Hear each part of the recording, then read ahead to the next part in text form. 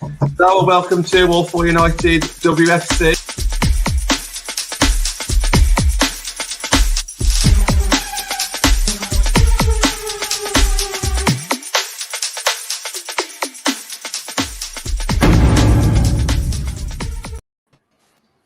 Hello guys and welcome back to All For United WFC. It's not John, it's not Andy, it's me. I'm third reserve, so I've come in as third reserve for the fans forum this week. But look at the panel I've got here. I'm not going to be doing not going to need to do too much today because I've got an absolute dream team with me. So get all your stuff in the comments. Like the video and all of that jazz. It's going to be a good show. This, and the first topic is sure going to generate some debate, I'm sure. So make sure you get your comments in. We'll try and get through as many as we can, but we may as well get straight into the first topic, which is on the thumbnail, and it's talking about accountability. And obviously, Nat, I'm going to come to you first on it because you put a tweet out about, I don't know how long, about an hour or so ago, about this feels very similar to Moyes and Louis van Gaal from the men's. Do you want to kind of explain your reasoning behind that? And we'll start with that first. I think when Moyes came in, I think everyone was sort of behind him because we were sort of told to be behind him. A la sort of Fergie, get behind him. And I think that's the way it always happens. I think when you get a new manager, you always get behind them no matter what. I think you sort of put it in my head about it's sort of LVG as well, because we do have good performances. That City performance was a good performance. That's when I thought we were turning the tide. I think even the Arsenal game, I thought that was a good performance. But yeah, you could see the level in class between us and Arsenal. I think we have only beaten Arsenal that one time under Casey, and I think that was like an exceptional performance. So most of the times, we do get beaten, but I think the fact it was 2-0, it kept it sort of together most of the game, and there's points where we could have, basically got a goal back, and it could have changed that game. So I was quite happy. Those were two games going into that I thought, here we turn the tide here, and then Leicester happened, and for me, this is where I then asked the question: what formation is he playing? What's his? I know his style. I know the way he wants to play, but what is the formation? People are saying 4-2-3-1, but I don't even know because it doesn't even look like that at times. It just looks a bit chaotic, very much. And I just want to touch on. I went to watch the development team twice. So if anyone doesn't know, they're the under-21s. And they have a set formation that is drilled into them. No matter who comes in or who comes out, you can see, 3 midfielders, 3 attackers, 4 at the back, and they play out from the back. They can play a quick ball. They can play it back to the keeper, back to out wide. They're not sort of holding. And there's times where the centre-back does hold it and stops and sees what passes on, so it's not like it can't be done. I just think that Skinner should potentially go back to a 4-3-3. It's the way that we used to play in. It's the way that the girls know how to play. You can still play his sort of style, whichever the style is. I don't care. Play it slowly, whatever. But I think they're so used to playing a 4-3-3. It's basically a 4-3-3 anyway that we're seeing. So why is it that Katie and whoever has to hold so deep there? Just let the 8 go. Let one of them go at least. I don't know. And that's where I think he is to blame. He's not flexible enough. Yeah, I think, Stu, I'll come to you obviously next on this comment, actually, at John's, but it's kind of led in nicely because it was where I was going to go. Obviously, we're all going to discuss this in a moment. I just want to get each of your initial thoughts on this topic. But John's talking about there, the coach is responsible for the tactics, the players are responsible for the performances. And it's kind of, I think, John, correct me if I'm wrong, I think you're edging more towards the kind of players need to take more of a blame on this. Stu, where do you kind of sit on accountability? Because, I mean, me personally, I think it should be split, but I can kind of see why the criticism is going more towards Skinner at the minute. Yeah, look, I think Nat makes a really good point about systems. But anyone who knows and has watched me on the men's channel knows that player accountability is a big thing for me. I talk about it all the time. But on this occasion, I'm leaning towards more Skinner. And I'm quite disappointed with how he's approaching this particular season. And I know people can say, well, look, it's a bit of a free hit for him this year. He's got a bit of a small squad. I think it's a smaller squad, isn't it, than last year? I know we've lost some seriously good footballers from last year's squad, and he's got to mould this year's squad, but he's clearly, in my fledgling eyes in women's football, he's clearly playing players out of position. And that's a real problem when you've only just turned maybe professional 4 seasons ago, 5 seasons ago. It's a big issue when you're expecting a footballer with limited experience in the professional game to adapt to something that's completely alien to them. And that's where I agree with Nat. If we were playing a 4-3-3, and we've had a 4-3-3 instilled in the bulk of these players for the last 3 or 4 seasons, that's where you set your stall out and you mould around the system that you used to play in.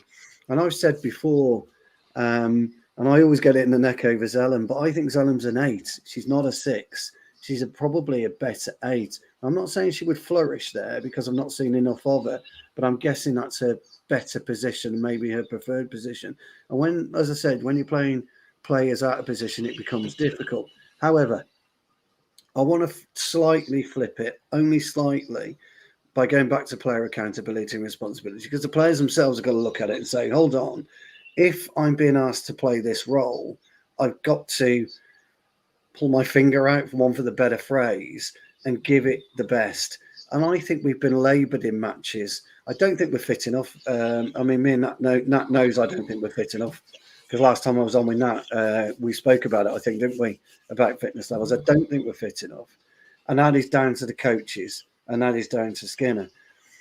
One thing I'm not so sure, because whenever I watch the game, I'm in the South Stand, and you guys will know better than me. So, again, I'll bow to, more experience, how vocal Skinner is. Now, it's all right being vocal and shouting at players, but is he giving instructions at the right time to players that are woefully underperforming? And has he got the mettle to take players out of the team that aren't performing and replace them with players that are? Because you're in a situation, and we've had this in the men's team, haven't we? Me and Connor haven't clashed over Donny, but we've disagreed on more than one occasion, haven't we, pal, on Donny? And my thing has always been he needs 5 or 6 solid games back to show what you can do. And I think there's players that are getting these games and aren't performing. And I'm not going to name names because it gets me into trouble.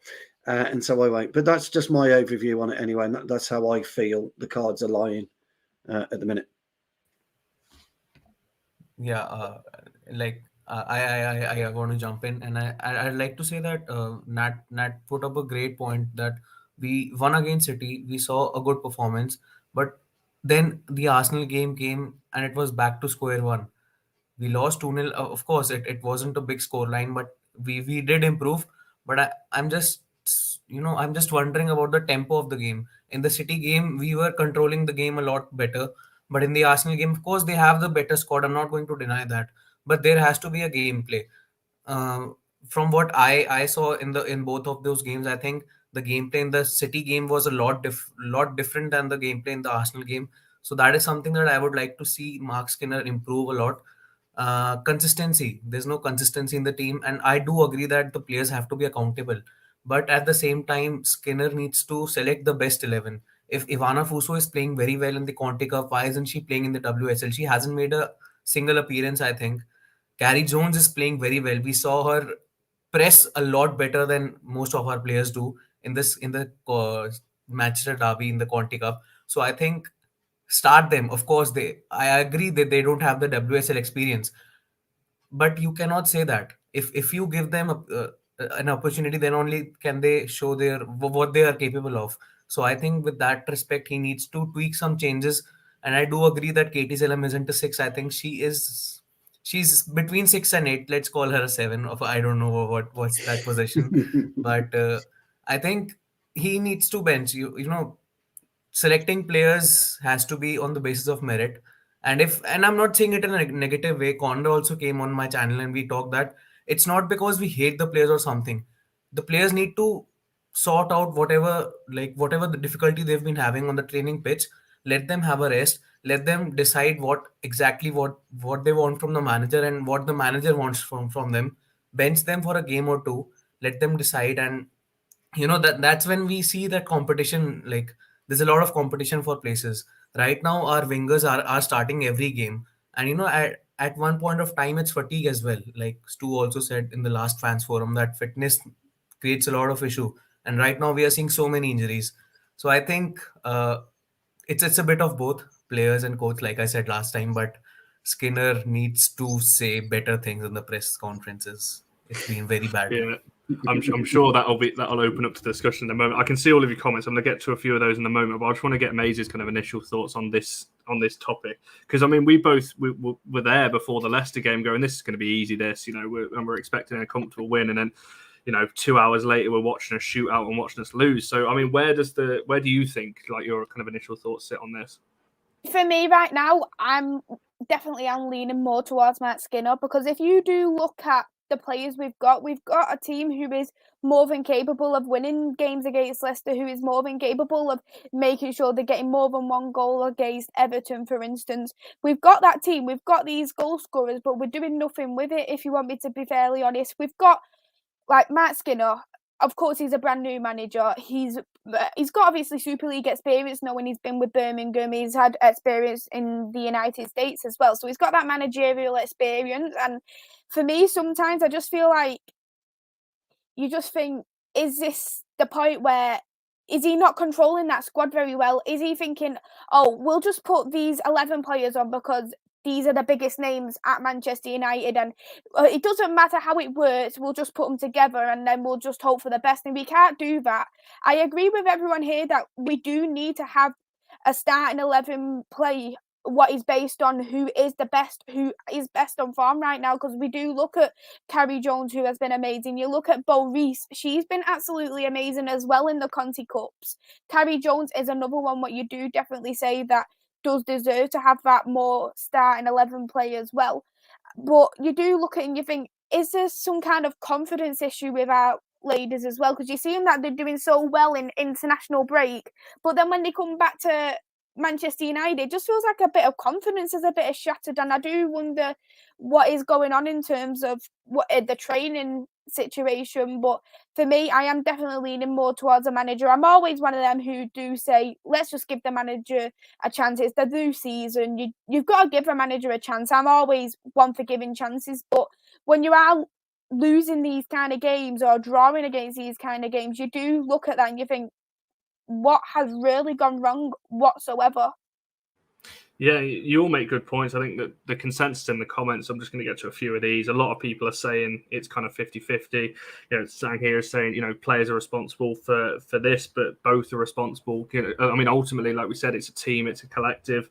Also agreeing with you, Stu. John there saying, both are equally responsible. There needs to be adaptability. And I think that's the kind of consensus we all say, that, performances need to be selected on merit, and also Skinner needs to be adaptable, but so do the players need to be kind of adaptable as well. So, did you just want to make a point off the back of? Yeah, I did. Atano, Maisie, and again, Nat, really. One of the biggest issues in football, if you're a player, is complacency. If you know pretty much that you're going to start that game week in and week out, and we speak about Marcus Rashford in a minute, he's playing about 60 to 70% of his overall potential. And I think a good proportion of those players, because they know they're going to play, are playing at that level. I was at the City game, and I mentioned to Connor via text at half time, I said, and forgive me, I got it wrong. I thought it was Blundell that was playing at right back and not Honor. I didn't realise there'd been a switch, so forgive me. But Hemp destroyed Honor in the first half, and Skinner got it right in the second half. He cut the supply line, which is Lauren Hemp, but he hasn't done anything like that since. So he learned, but he hasn't learned since, and that's what I don't get. But then players learned, and they controlled Hemp. She was less dangerous in the second half, but they haven't made that adjustment themselves.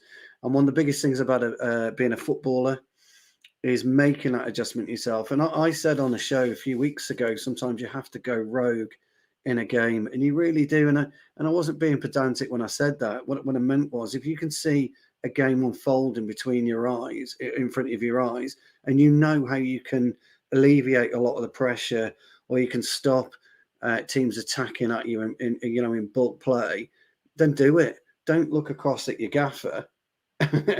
Get on and do it. And I made a point about the captain not being the biggest voice anymore. It shouldn't be. There should be 9 or 10 or 11 of you out there doing it. One of the things about the South Stand is you're able to hear the communication at the back, and it's not brilliant. It's not great between Earps. It's not great between Thor or Mannion. I don't know why, and they've got to get that. But again, you see, that comes down to Skinner. Skinner's got to put that into their psyche. So I just want to make a point about complacency, really. So yeah, I just want to touch back on sort of what we've sort of been saying from the off, and players and this and that. But people, I think it was John who in the comments saying the players take responsibility for scoring, and of course they do. But what I'll say is we've always had this issue. That has been an issue since we're in the Championship and we scored 98 goals. We should have probably scored about 150, but there was a lot of chances missed, and that's something that Casey's talked about for a while. That's why I think they brought in Tobin and Press and played Press as a 9, even though Press had played a 9, but they were out there looking for that number 9, that deadly, that Miedemar, that Kerr, and I think Casey wanted to bring in Stina Blackstenius is a name that we talked about a lot in this show, and she's top quality Swedish international. And I'm hearing that it was Casey that, and not Mark. Whether Mark still wants to get her, I don't know. But so it's an issue that we've had. Even coming back from international breaks, Tony will know. We used to come back from international breaks and always look leggy, always. So he's coming in, and these issues with the players are issues that have been issues since the start. And yeah, it's on the players to sort that out, come back, sharp, ready for Man United. If you go in before you go to an international, make sure you're at the same standard, of course. But for me, it's not. He needs to play the way that gets the best out of these players, and I just don't think he's doing. And I know that Connor's going to come in, but I do think what Stu said about at the back, it's not been great, and I don't think it's other than Amy Turner and Millie Turner, they were the steady pair that were there. Thor and Mannion are just come in now. Then Mary's getting used to them, and then that, like I say, I mean, I know Casey used to do these bonding sessions where they all used to sort of go and feel like they're like best friends. But I know when Press came in, they would talk about, this time last year this team beat us. We need to get out of that mentality. So I think it's a thing that's sort of there, and I think especially when we go behind, because I think we sort of were trying to play the way Skinner wanted when it was level, kind of when it was 0-0, we're playing the Skinner way, maybe slow build up from the back. But then when we went behind, bang, right, we're going to run with the ball, going to do this, and he's sitting there saying, "Don't run with the ball. Tell Leah Galton not to run with the ball, please, because that's where she's most deadly, And then even I will say, Leah, Katie, they're playing a lot better now than what they were. I still want to see Fuso and Carrie Jones and Bro Arisa, but I do think that these past 2-3 games, Leah and Katie have played better, and they're probably the ones that you look at and say, well, like swap in. But I think they've actually played better, and if anything, he's played them into form instead of maybe dropping them when they're at the poorest. But I do think I want to see some changes for Sunday. I think he has to change it up, has to have but I don't think he will. But yeah, let's see what happens. I just wanted to ask you quickly, Nat, because it was mentioned earlier. I think Stu mentioned it about communication, what Skinner's like on the touchline. I think we all said after Chelsea he was too animated, and he was really screaming at the players after 5-10 minutes. And whether that came across, and I've raised the point on a number of shows, I think he does communicate, but whether what he's saying is understandable to the players. So where do you think on that? Because at the moment, he's not really as animated on the touchline, is he? If you see Matt, who's on the show, does a Tuesday show, and he talks about Martin. When Martin's standing up, that's a coach that they know. They've known him for a while. And I think he gets more out of them than what Skinner does. I'm not saying Skinner's ways, whatever. That's a bad, but I just think, Skinner said they didn't listen to what I say. So it's a problem with your communication. Because if Stuart tells me something and I don't understand and I don't do it, it's a bit of both. But, you need to communicate it differently then. And I just feel like, especially on the pitch, I think he does respond to, the crowd are shouting and he's turning around. Who cares? Watch the game. I know it's easier said than done, but I just want to as well touch on Stu's point about captains, and Atanu knows this from me. Again, going back to the 21s, we've got a captain in there, Poppy Lawson, been at Man United from day dot. She lets me know, been there since 5, gone up through the ranks, but she sort of bosses it, tells them, do this, girls, do that, girls. I'm not saying that she plays the game for them or anything like that, but, you know, she is that controlling kind of person. When there was little arguments on the pitch before, and one player was shouting at Kana, actually, go wider, and then Kana was shouting back, and it's the captain who comes in, right, girls, stop that, focus on what we're doing, go back into think, back into shape. I don't know, because I sit in the West, so I can't hear them as much, but I've seen times when, you know, Mary is very vocal. I think that's what, if anyone was watching during lockdown, you always heard Mary shouting, do this, but she's in a position that when it's probably up the other end, and especially with fans in, can't hear it. But I do think Martin is very, very key to a lot of it. So I just, it's getting frustrating now. It's getting frustrating. You know, people talk about Man United way.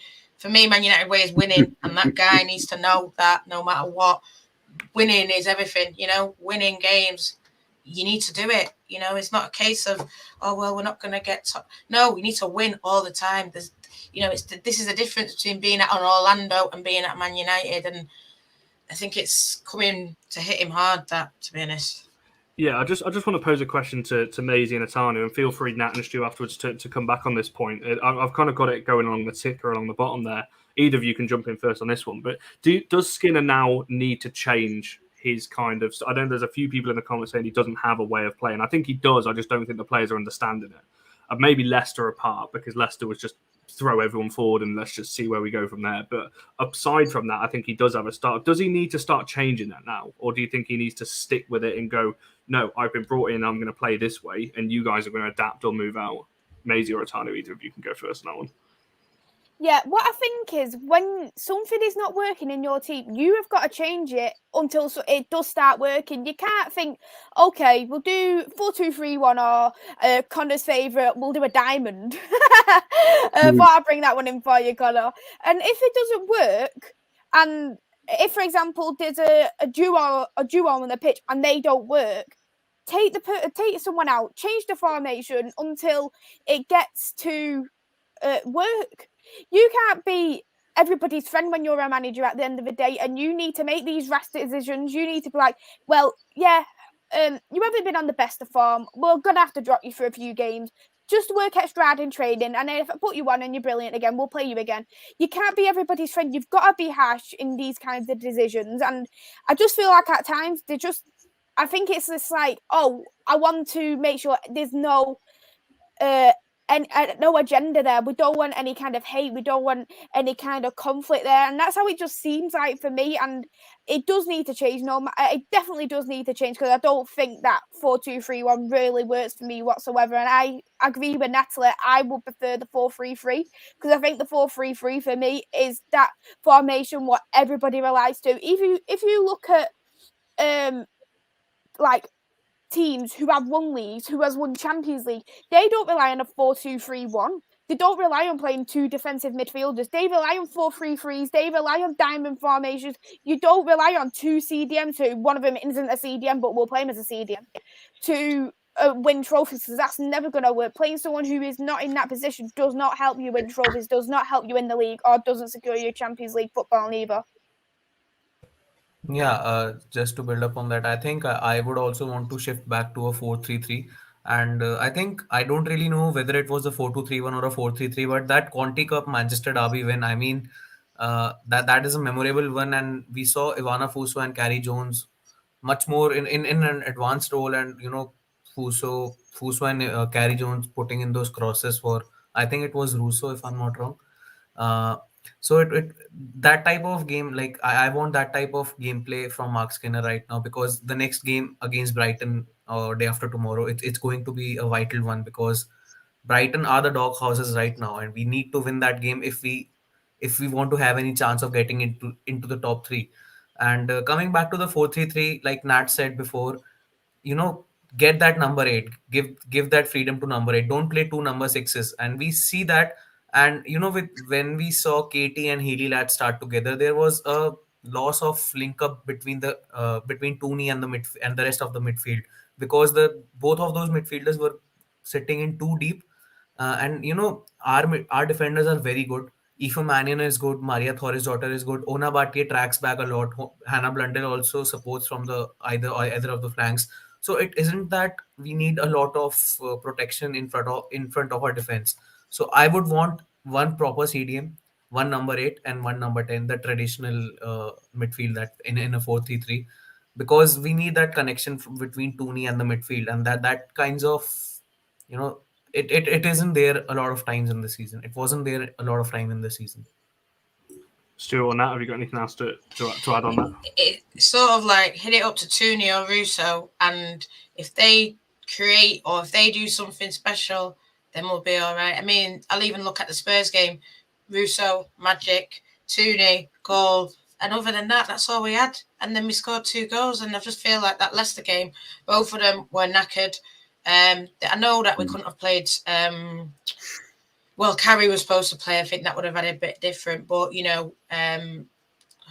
Fuso had come back late. But I think Fuso's there now. I just, for me, I'm pushing her all the way now. I think, like you said, she played well at Durham, played well at City. She came on with limited time, but the fact that she even came on showed that she could have been brought on earlier. But by that game's gone now. I want to see her play more for me. Yeah, the only thing I'd add to it is, and it's again an observation, there's sometimes a slight issue with managerial respect. If a manager has to go into a changing room and say, look, I've got it wrong, I need to do it like this, and players will kind of look at you and think, really? However, changing from a 4-2-3-1 to a 4-3-3 is not a difficult transformation or transition, whichever way you want to call it. It's a very, very simple process. And I think Skinner's got to be able to be man enough to put that across to the team. But to do that, he's got to hook someone. And he might have to hook a favourite, whoever that favourite is going to be. And the fans, we're just going to have to, if it works, we're going to have to deal with that. And it's who he hooks. Because in a 4-3-3, you'd have to make a decision where you play Ella. Now, I know where I would play Ella. And then Natalie would be absolutely spot on. You could bring in Fuso and have Russo as your 2 main strikers, and have Ella floating between midfield and your your front. get me formation out in a minute. Your front 2 and your midfield 3. So Ella's skilled enough to sit in as a midfield 4 when we're out of possession. When we're in possession, she's got the quality to open up the back line. And then we know that Fuso is she's rapid, isn't she? She's like a rocket, isn't she? Off, the first 10 yards, she's uncatchable. And then we know the power of Russo. So that would work quite nicely. For me, though, you'd have to have Ladd as your holding player. I think she's the best from what I've seen. And then you could play Katie. And I would play Jackie Gronin alongside if she's fit or when she's fit, because the parts that I've seen about her, she's a very, very talented individual in terms of being able to hold the ball and to be able to progress the ball. The first game that I saw her, she was a little bit like a rabbit in the headlights again, but I didn't realise she'd just come back from injury, and she's a more accomplished player playing for Holland, from what I'm told, than she is currently playing for Manchester United. But players have to play themselves back into form. But I've not seen enough about Bo Arisa, so I couldn't really comment whether Zellum and Bo Arisa could play together, or whether Zellum and Gronin's a better partnership. But Ladd, for me, would be the holding player. And then you could, the back 5, so to speak, they kind of pick themselves. So Skinner doesn't have to make wholesale changes. It's what you do. But that's the team I would play. But I'd have to bow down to you guys for that, because I don't know what I'm talking about. So, but in terms of players, but that's what I would do. No, I think you're right. I think from what I've seen as well, I think TJ agrees with you. But no, I think you're right as well. I think we're all in agreement that Ladd is this 6, and probably the only 6 actually out of this group of players that are available to us. I do agree also, Stu, what you're saying. I think he's going to have to drop some people's fans' faith. And the thing is, it's like me and Atanu have said this on his channel, it's not nothing against the player, because you start having, I think Nat, you put it on Twitter, and we've had conversations about it. He's talking about challenging for positions and things like that, but not dropping players. So, and it's, Leah and Katie are the two obvious ones. They've played themselves back into form now. So they've had a few poor games, and now all of a sudden they're playing well again. So it's like, you're not going to drop. So it is a bit strange. So I think he does need, this Sunday will tell whether he is going to start rotating or not, because Bo Risa has to come in, Fuso has to come in. They've done nothing wrong. When they've played quite well. So there's no reason as to not to bring them in. There's a lot of comments. I'm going to try and get through a few of these. Dennis, I'm assuming you're talking about the devs. I think that was it Wednesday. Let's get through a few of these. John talking about, the thing is, we against Leicester, we actually did play with wingers, believe it or not. But the problem is we had everyone else up front as well. So we had like a forward 7 and a back 3. So it just didn't, we were just long balling it and it didn't really work. So I'm going to move this on slightly. I'm pretty sure the rest of the topics are going to kind of fit in and around this May headline topic. But I'm going to segue into Mazes if you want to go through yours. Yeah, my topic was more about international break, to be honest, because we've had already 3 international breaks so far, and we only started the season back in September. And you do look at that and you think there isn't enough time for the team to play with the club, and it's just a bit like in out kind of thing. So my topic was more of, if you want to do more of these international breaks, do you think it's better to do a longer international break, or do it for for instance, 3 weeks or a month, and then play club football and for the rest of the season, or to have a longer bit of the club football? Atano, I'm going to come to you last on it, because I think you and me both, we don't like internationals at all. Nat, you look like you wanted to jump in on it. Yeah, I think, Nat, go on. No, go on, Nat. Go on. For me, I think that's too long. I think they're talking about making it 3 windows to 5 windows. I think these windows don't help anyone. It doesn't help when potentially going from one style of play to another. And I think you have 3 games, and then you can't build up a momentum at club, but then obviously you can't really build up a momentum at internationals. So for me, I think, I agree with Sang, less international breaks, not going to happen. But I think the way that the men's do it is even better. So I don't know why they don't copy them. I think is it shorter but less, but there's more. I don't even know, but you get longer with your club. I think it doesn't help any club if, they're always sort of all the time, and, you can't build up momentum. I hear managers rip them to shreds. Someone who I really rate as a manager, Carla Ward, rips it to shreds, says how you're supposed to get momentum. And then obviously we talk about injuries, but then you come back and you got 3 games in a week, but then you've just had a, pointless international kind of thing, smashing a team 20-0 for what, It just doesn't make sense to me. So my take on it is exactly that. It's the stop-start nature of a player running from club to international football. And when you're at a club like Manchester United, Chelsea, whoever, you're going to have a variety of international players, and they're all playing different formations and different systems. They're training differently. For the 2 weeks or 3 weeks that we have WSL games and a Conti Cup game, they're back out playing for England, Holland, Sweden, Denmark. So there's 2 ways to look at it. And this is be completely unpopular, and I don't mean it. The biggest issue we've got is the size of the division. It's tiny. There's only 12 teams, isn't there? You can't now, whether you can push it out to 18 or not, I don't know. If you can push it out to 18, it allows you to play a longer period from September or October to May. Other than that, you've got 2 options. You either, piggybacking on what Maisie says, you either have a mini international tournament that qualifies you for the tournament that you're going to qualify for. Because Nat's right. When somebody asked me about, what did you think about the 20-0 result the other day? I said, well, it was 30-0 over 2 games.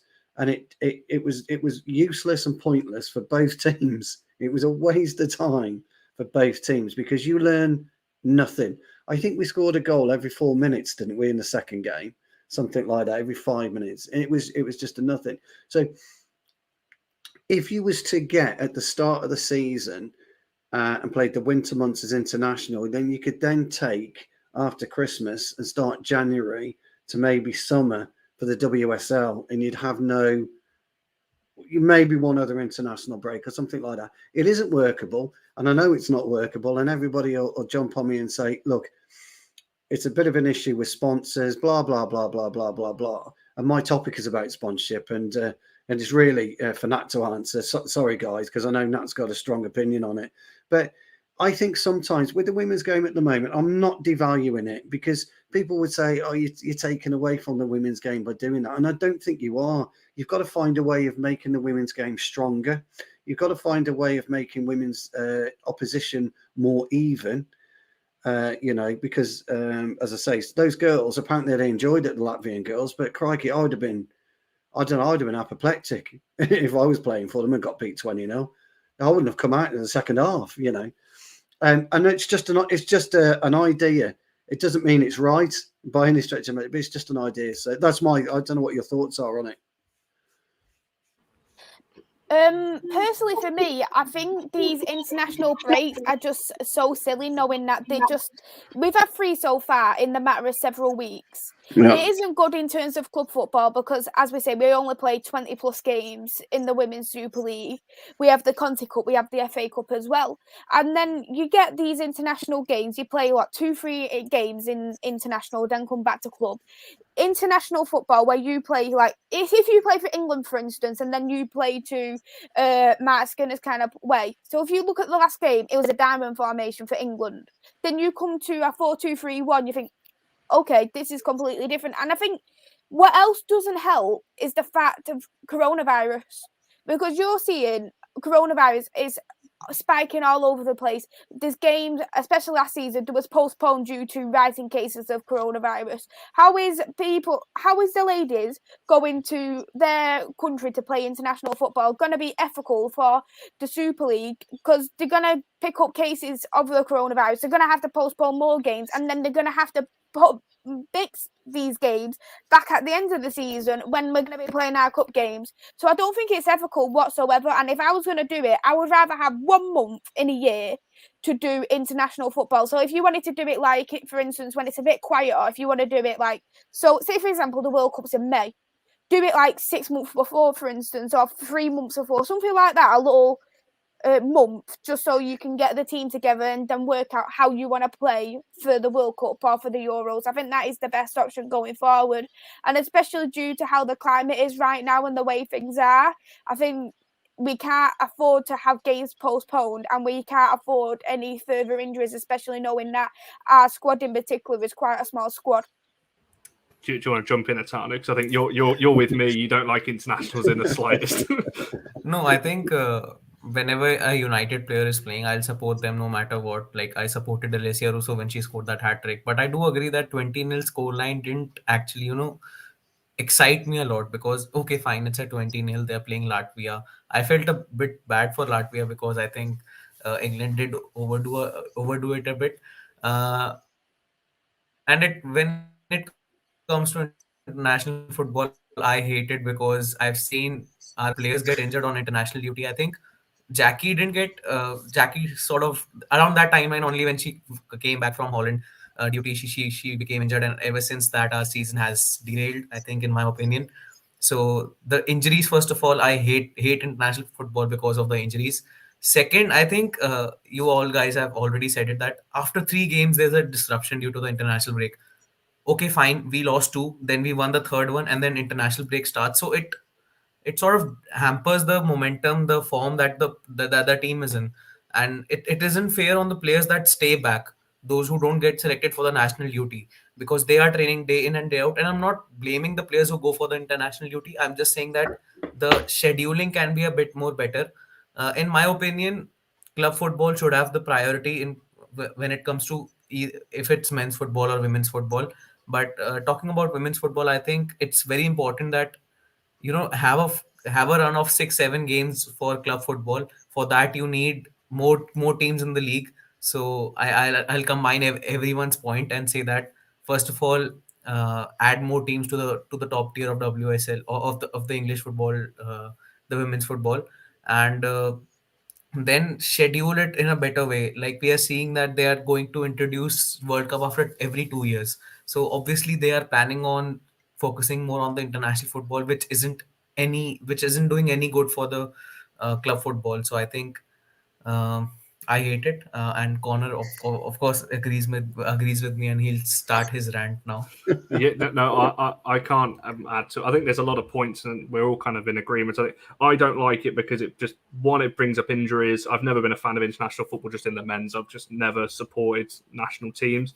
But yeah, I agree with what's been said. It's the one thing being involved in women's football heavily this season that I've noticed, and it's one thing I don't like, the fact that it's 3 or 4 games and there's a stop, and there's 3 or 4 games and a stop, and it's like, at least with the men, and this is where it comes back to the issue of there's only 12 teams and there's only the Conti Cup at the moment because the FA Cup is only just finished from last season. There's not enough games to play to make it last from September to May. So the only way to fix that, I think me and Nat, we've done a show in the past talking about the federations, and this is where across the world, the local federations for the respective countries need to start putting more money into grassroots and building it up. And same here in England, it's good, in terms of the tier system that we've got, but it can be improved, and you start improving the tiers, the Championship, Tier 3, 4, and so on. And then you can start growing the league, and you get your 20 league, and the Conti Cup grows, and the FA Cup grows, and these kinds of things. So, yeah, I don't like it at all, just because I'm not a fan of internationals in general. But I don't know whether there will be, because obviously there's talk of more internationals now. But it just like we've already been said, it doesn't help anyone. That 20-0 doesn't help anyone, apart from it's great for Alessia. She gets a hat trick. Zella made a debut. Great. Other than that, it's just nothing, isn't it? It turns into a training exercise. I don't know whether, Stu, do you want to tie in your kind of topic in amongst that? I do really. One of my first appearances on the women's channel was with Benny and Matt, and we were talking. I was asking a load of questions. It was in the summer. I hadn't been to a game, and I was asking a load of questions. And I couldn't quite believe what I was hearing. Benny and Matt were trying to explain everything. I couldn't quite get my head around. Anyway, Nat came onto a show, and I asked Nat about sponsorship. And the reason I brought it up again is I thought I saw, bearing in mind I can't see anything, but I thought I saw the other night on BT Sports, PSG women wearing a completely different home kit to PSG men. And I don't know whether I is that right? Barcelona have a different sponsors for their home kit. I know Birmingham do as well. Whether it's just to sort of bring through money, but yeah, Barcelona, well, I don't know how true this is, but apparently they have all separate sponsors to the men. I know that West Ham bring in some separate sponsors to the men.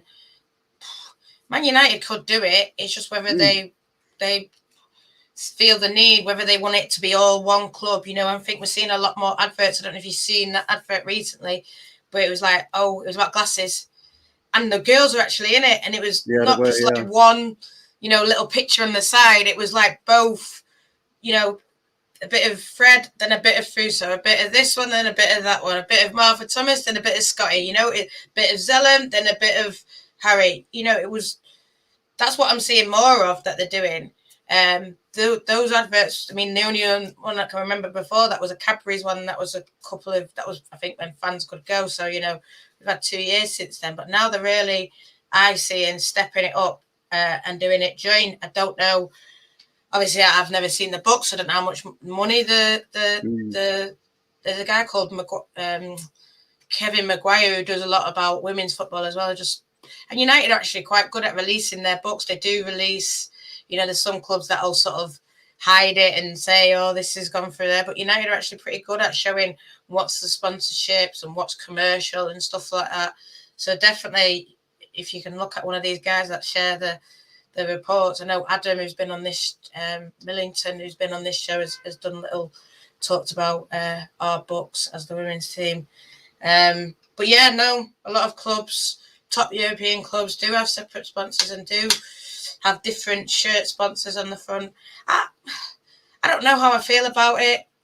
I don't know, because I suppose if you had a little daughter or whatever, and someone bought them the kit and it was the wrong one, and your kid would boot off, oh, this isn't the one that Jackie wears, I want to wear the exact same one.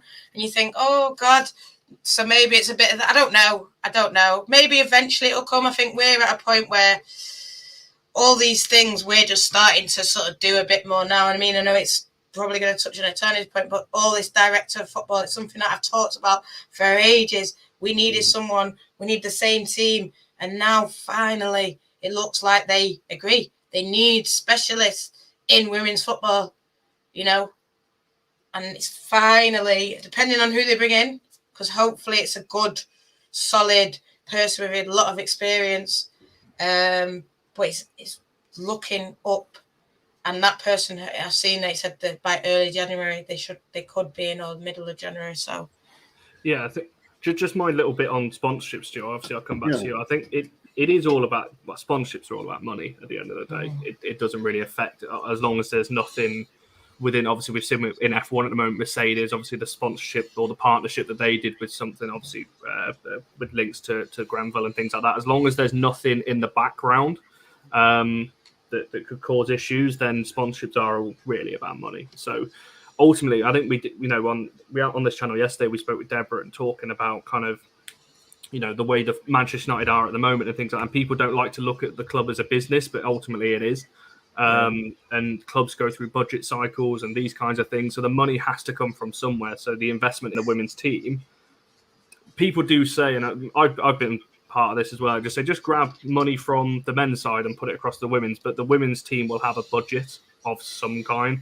And the only way really to up that, unless you start grabbing money from other places, is sponsorships and start building that platform. So it's a very good point you raised, Stu. And I think, yes, it needs to be the all red, all equal, and Manchester United is one club, and the women's team and the men's team are combined. But considering Manchester United men's have been going for 100 years plus, the women's team have only been going for 4 years. I think you need to treat them slightly differently and get some sponsor specific for those. I don't know whether Stu, obviously it's your point you raised.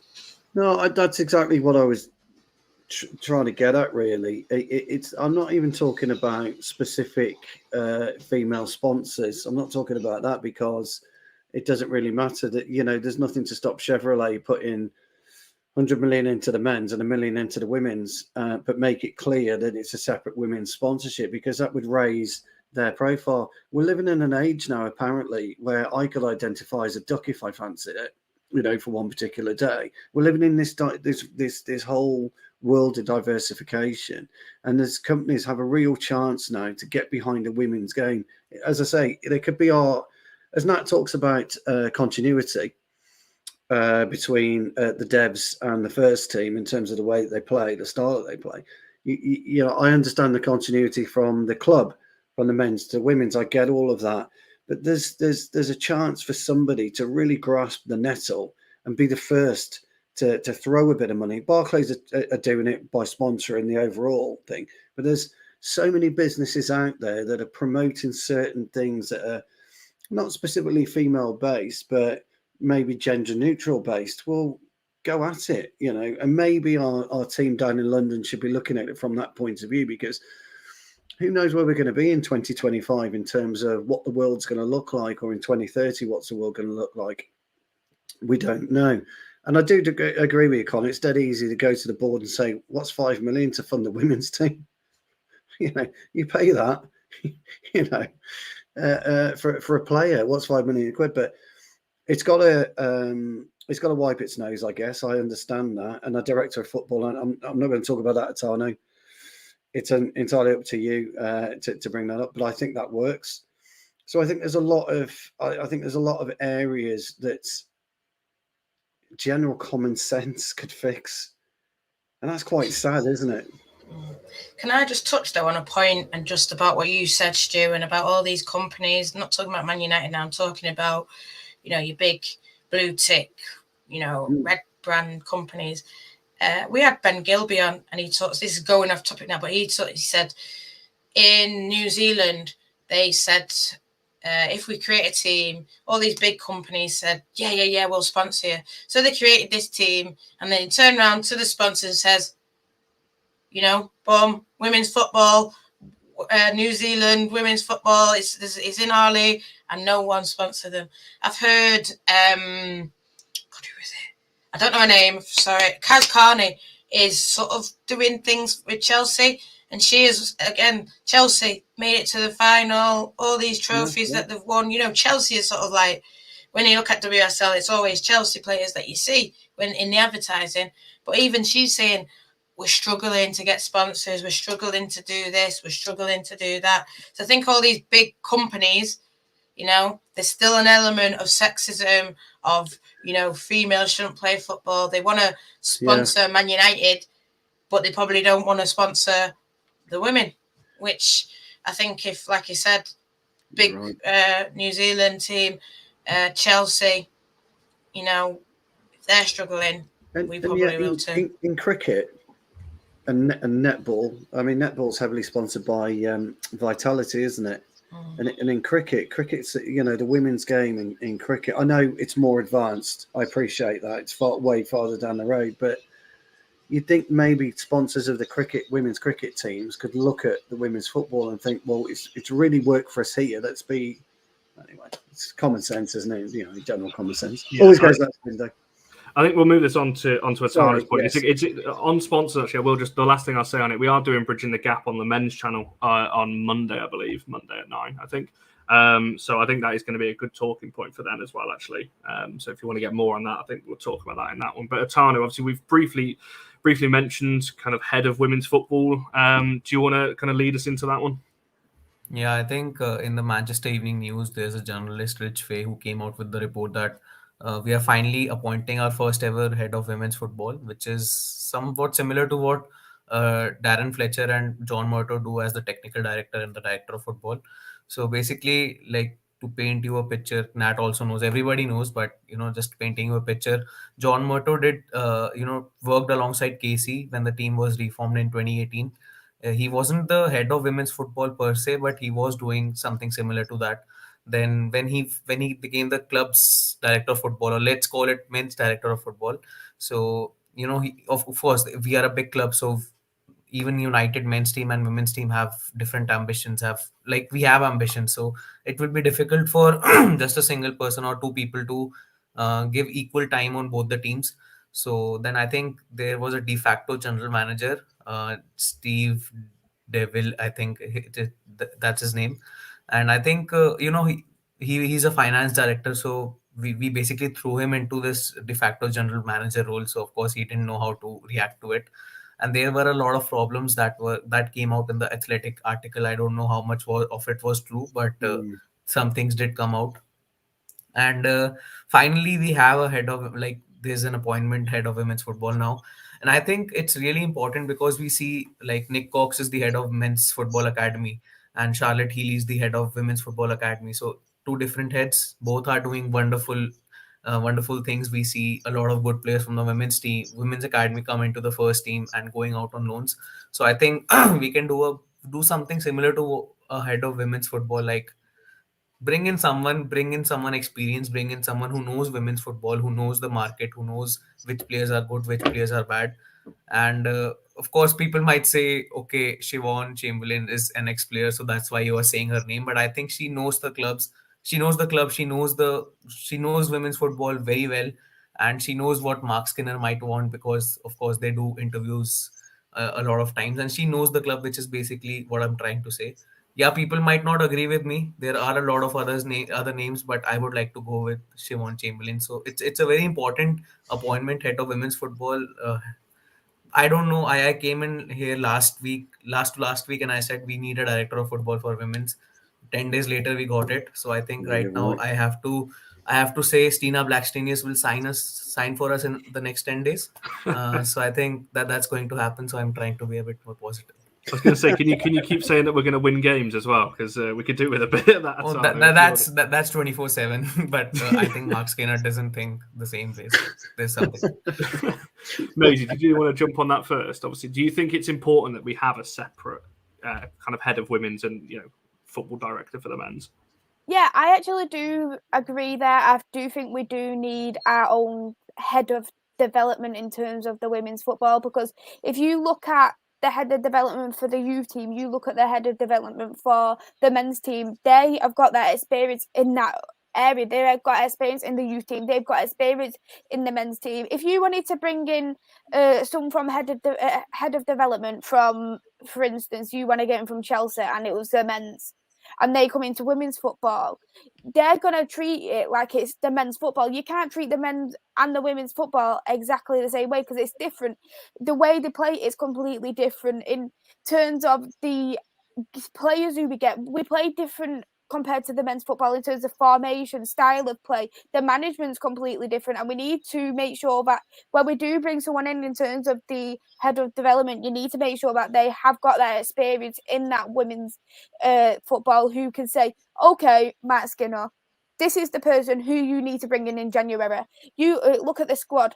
You need a winger. You need you need a centre back. You need a striker. This is what you need in the winter window, and I will give you all the information and guidance to make sure you get this right person. And you tell me out of these positions who you want to bring in, and I'll try my best to get that in. That's what you do need.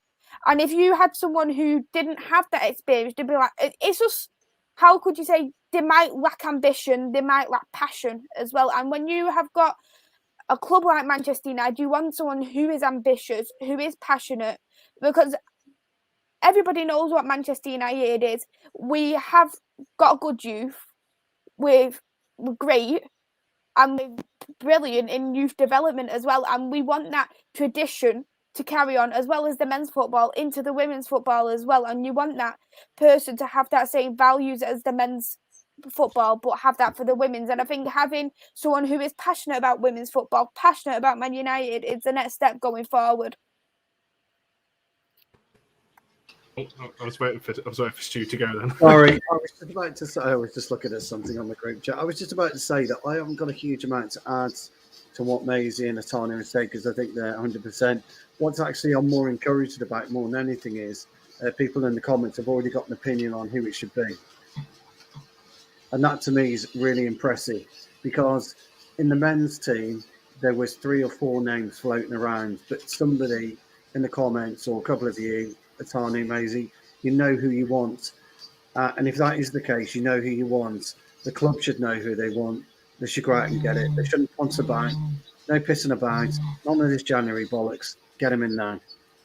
That's the only thing I would say. There's a LinkedIn job profile as well on the Manchester United job page or whatever you might call it. You can apply there as well. So I was thinking, let's apply as a team. I think we should apply because sounds like a plan. Because I'll tell you what, common sense will apply more than football knowledge on this particular role. It really will. For me, I think they I don't want to say, I know who we want, because I think we want Shivi because she is Man United. She was there at the start. She was, one of the most senior players when Casey came in. She would have seen it all, the way it all was sort of set up from the start. So we feel like she's that best person. But when I said Siobhan, and I said it when it first came out, and people were like, no, they don't want Siobhan. They want, not in her.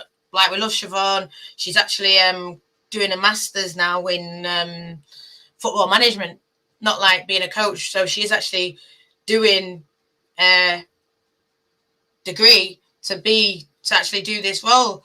But people were like, they wanted someone who has a wealth of knowledge. And I get it. They wanted like a Ralph Rangnick, but the women's side. And there are people like that. There's people that have been in, if you look in Sweden, there's people that have, run the Swedish national team. There was a manager that was linked to us who's now retired now as a manager, but, because that's what it is. It's sort of like an advisory, someone who can, that's what they want them to do as well. They want them to have a playing style that goes across all teams. So from the under 12s to the first team, you're playing that same style. This is why I touched on the 4-3-3 and the devs. And I think it's really important because I'm sure the 16s, Healy's sort of has a hand in that, and who she brings up from the 16s to the 21s. So I'm sure they sort of play the same style she plays. So I think it's then important for the 21s, if they're going to go up and play for Mark, they all play that one style, whether it's Mark adapting to this or other teams adapting to him. But I know which way I want it. But that's that. But, you know, whether it's Siobhan or whether it's someone who has, you know, done it before kind of thing. The only thing that does concern me about it, and I'm excited for them coming in, I looked at that advert and it said women's football knowledge. Maybe they've just got to say it because of it, you know, the way that you write interviews, you've got to sort of be open to everyone. But it said desirable. For me, women's football knowledge is essential in this job. You've got to know women's football, know the market. Lara Mays says, know how women play, know how women react to certain things. Because every player reacts differently, but men's players and women's players, they react. You've got to sort of, like you say, treat them differently, coach them differently, do things that you probably wouldn't do for men, you would do for women, and what you would do for women, you might not do for the men. You know, it's just little things like that. And for me, they've got to know that 100%. Yeah, I think I'll keep my point very brief on it. I literally don't have too much to add. Well, anything to add, really. I think everyone's right. I think, you know, it needs to be someone who's been involved in women's football.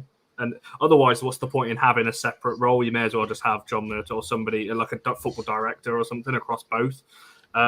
It's a promising sign because they'll be able to give their sole focus on the women's team, and, you know, be that link between the board and the women's side. It's what you need across all levels, really.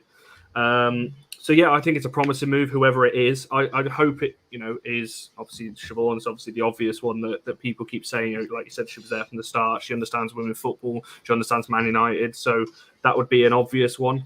But as long as it is someone who gets Manchester United, and anyone who's been involved in football will understand what Manchester United is, and understand women's football. That's the main thing.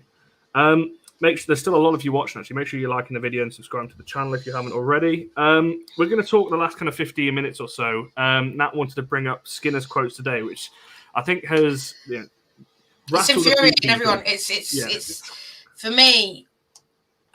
Someone said it. He's sort of talking as if he's a development manager. He's sort of saying, "Well, performances and results."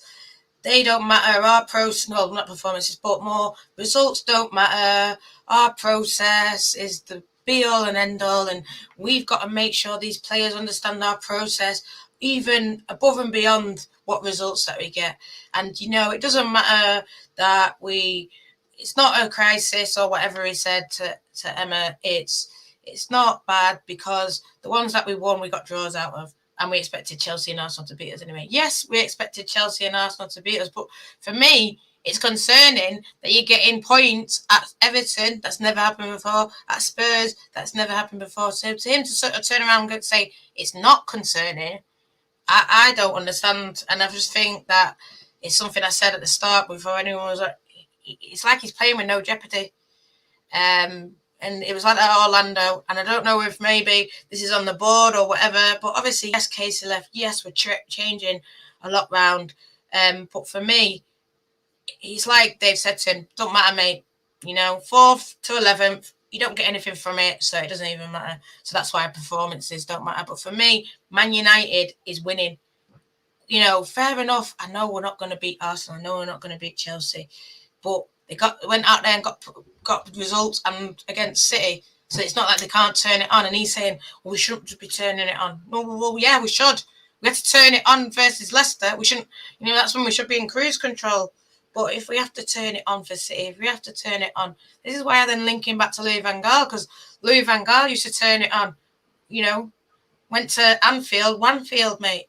You know, but then we come and play Stoke and they'd batter us. And this is why I feel like it's infuriating a lot of fans, I think, you know, just the way he speaks. You can be behind him, but the way that he's saying things, I know we're sort of bringing up what he said before, but for me, he needs to think about what he's saying before he says it, I think. I think if I was in that dressing room and I was a player, I'd be shaking my head. Any player worth their salt knows they've got to win every game of football anyway. That's the aim. You cross that white line, the aim is to win. Your manager can't give you that kind of get out of jail card for free. It's pretty poor. It's not good even at any level. I mean, crikey, if I was coaching under 8s and I said, no, it doesn't matter if you lose today, just put on a good performance. Do me a favour. What am I here for then? I'm here to run around for 20 minutes, you know, do the odd flick here and do the odd flick there, and not have any ambition to win. He's got to get that mentality shifted right out of his brain, because it can't. How can you, as a player, sit there, listen to him, give you a bollocking at half time because you haven't run these extra 10 yards that he said you should be doing? Well, hold on. You said last week it didn't really matter. You know, it's not about results. It is about results. Everything to do about football is about results. Nothing more, nothing less. I've been on teams and games where we've won 4 or 5-0, and we've been moaning at each other because we missed 2 open goals and we hit the post and we hit the bar. If you're not a bad winner as well as a bad loser, you shouldn't be in the professional game. So I think I better stop there, because I could rant and rant and rant about that weak mentality, because I'm afraid it is a very, very weak mentality for an elite women's manager. I can't believe. Well, there you go. I feel like Atana's going to carry this on. Go Yeah. on, Yes. So I wanted to say that Nat also said in the beginning of the video that he needs to realize he isn't at Orlando Pride or Birmingham City right now. He's at Manchester United. Ambitions are there. You know, there's a pressure from the fans as well.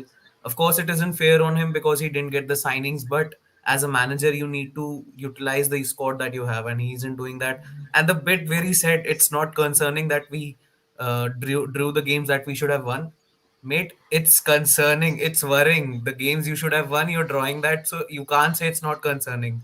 So that bit really, that made me so angry, and there were a lot of memes being posted. So I was trying to be happy, because if I'm not happy, then I'll probably cry. Because the way, I don't know, he needs a media manager. Oh, I don't know, he needs someone who tells him what exactly to say and what exactly not to say.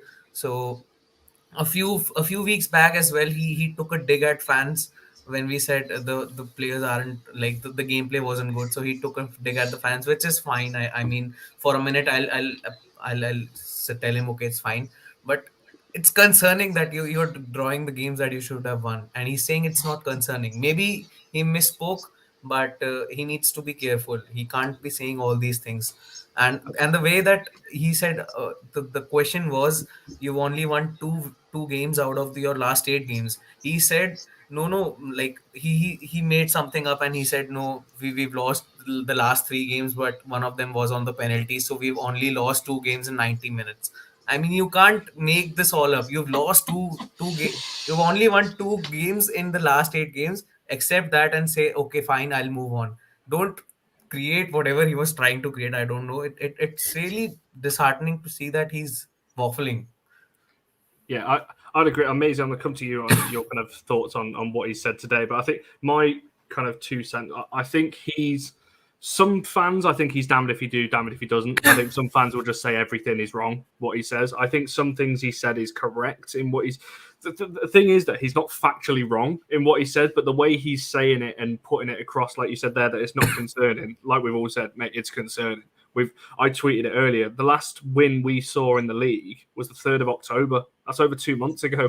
Like it's Birmingham, and that was at Birmingham. So you're looking at, we've only beaten Birmingham, Reading, and Leicester in the league. So it is concerning when you look at it like that. But Maisie, I'll come to you. And obviously, Atani mentioned there, he took a dig at the fans. I think it was after Spurs. It was either Spurs or Everton. Everton, I think it was the players. He came out and said the players haven't.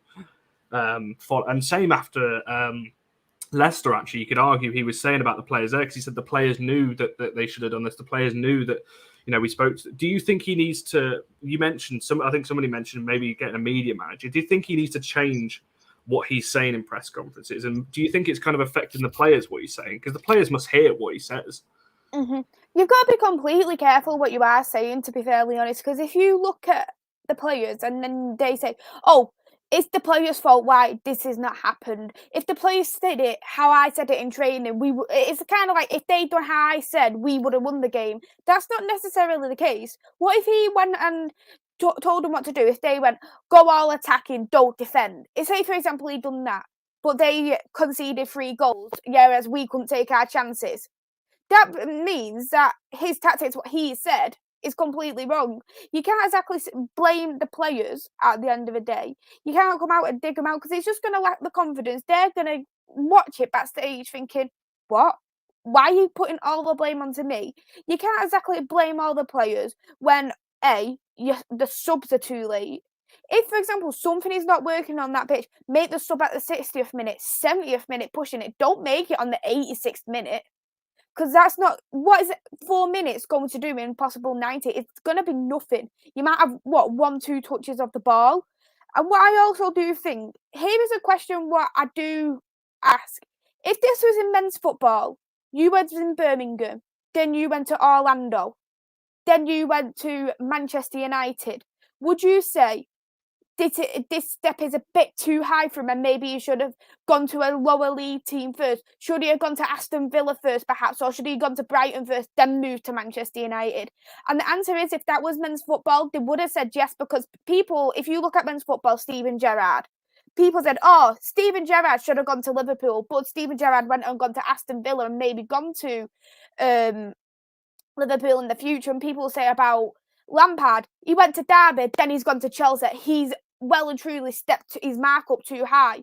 So why isn't that the same in this case? Why isn't the fact that he has made that step from Orlando to Manchester United, who is one of the best teams in the Super League, at the end of the day? And I'm just for people to know, I wasn't insulting any teams when I'm saying that. I just mean as in with Manchester United, with how high expectations are. You are expecting to win these kind of games. You are expecting trophies. You are expecting Champions League football. With the squad we have, we should be expecting these wins. We shouldn't be expecting draws every single game. We shouldn't be saying, because we went to penalties, that's not a loss. It is a loss because you lost in a penalty shootout. So that means you lost the game. So if you went to the Europa League final, and then because we went to penalties, does that mean we didn't lose the game because it went to penalties? No, because Villarreal still won that Europa League trophy. We didn't win the Europa League trophy. We didn't get half of the Europa League trophy because we went to penalties. That point was amazing. Like the final, we lost on penalty, so we lost the game, we lost the trophy, and Mark Skinner cannot say that okay, fine, we lost it on penalties. We lost the game, whether it was in the 90 minutes or in the 120 minutes or on penalties. Accept it, move on. I'm not trying to get back at Mark Skinner. I'll still support him as long as he's the manager. I'll not go after his head like many fans did with Oli. But yeah, be more careful when you speak these things, because the fans will come back at you. There will be a lot of criticism if you misspeak. Maybe he misspoke, but he needs to be careful. I just on one point, I may have lost a final on penalties many moons ago and stormed off, and when I was being heckled, well, we didn't lose the game in 90 minutes, and stamped off like a child, and then realised we did lose the game. So I know what he's saying on that, but the fact of the matter is you got beat, and that's it. The end of it. So. Yeah, definitely. That's a cracking point, mate. If you don't tweet that, I think somebody's going to nick that. What you said there about, if this was the men's, that would probably be questioned. Maybe I think some fans did question it when he came in. Definitely. I remember actually being on a show about it on this channel. So I'm just going to briefly come to all of you then, answer it as briefly as you want. Obviously, Brighton on Sunday. This is probably the biggest game of our season so far in terms of the form that we're on. We could end the weekend in third. We could also end the weekend in ninth. The reason I say ninth and not 10th, we could be 10th, but Reading are not going to beat Chelsea. Let's be real. So we could end up ninth or third. So this could be a very pivotal weekend, obviously, with Everton as well following in Villa. So Nat, I'll come to you first then. I'll give you like a score prediction, and just do you think, like, how are you feeling? I hate this. I hate this because I hate to say,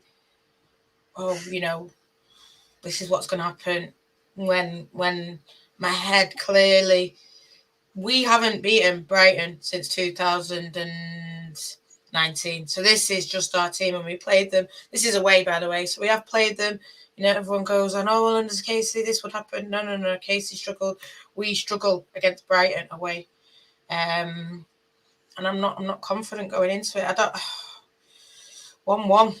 I don't know. That's all I can say.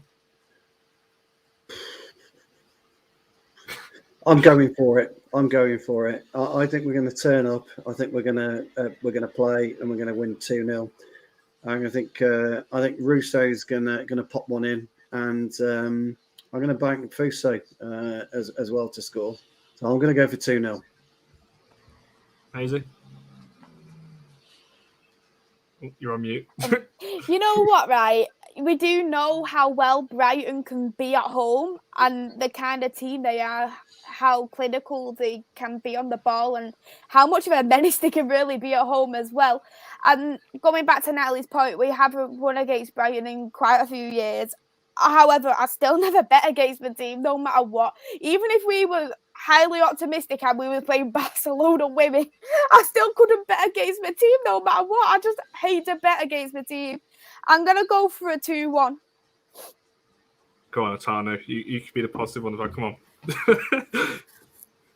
No questions about it. I'm ready to get hurt again. So I can't predict anything because I don't want to jinx it. I don't want to be the person who people come after. Oh, you said we'll win, we'll do that. So I think Skinner needs to realize it's an important game. I want us to win, but like Nat said, I'm a bit skeptical. I think Brighton are on a very good run. They are the dark horses of the WSL right now. So I don't know. I don't want to predict it. Sorry. Yeah. Can I just say as well a point that I just seen Stuart sort of saying, "Oh, we should boo Skinner," and I don't go to a game to boo players. I don't go to a game to boo manager. I might sit here and say he's not good enough, and I might have, debates after. I might even go up into his face and say this isn't good enough. Not like square up into, but people see me shouting at him saying it's not good enough, but I won't go there, especially when they're playing the game and boo.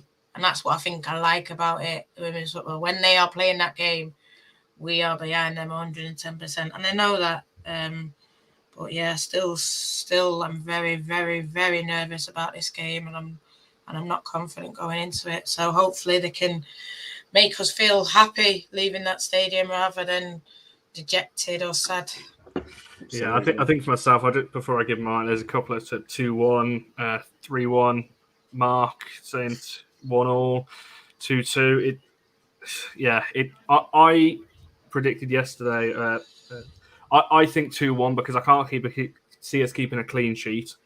But I also think we've had a week's rest. I think if Fuso comes in, this is providing he makes changes, by the way. I think if we see the same line that we've seen for the past 2 months, I think 1-1 is probably about right. But I think we've got enough with Russo and Toon having a week off. If Fuso's playing, Arisa comes into the team, Ladd comes into the team, then we've got enough to get over the line. So, yeah. Connor, John Fry in the comments is usually saying we'll win 10-0, 10-0, but even today he's saying it'll be a 1-1. Yeah, so it's going to be a close game for sure. I'm sure, as ever. Well, I'm not going, but there'll be plenty of noise from the travelling fans going down there early morning for the early Sunday kickoff. But no, we'll wrap up there. There's still loads of people watching as well, so really appreciate all the comments. And it's been a really enjoyable show to be a part of actually tonight, and I've loved all of your comments as well. Make sure you like the video, subscribe to the channel, and yeah, we'll see you guys soon.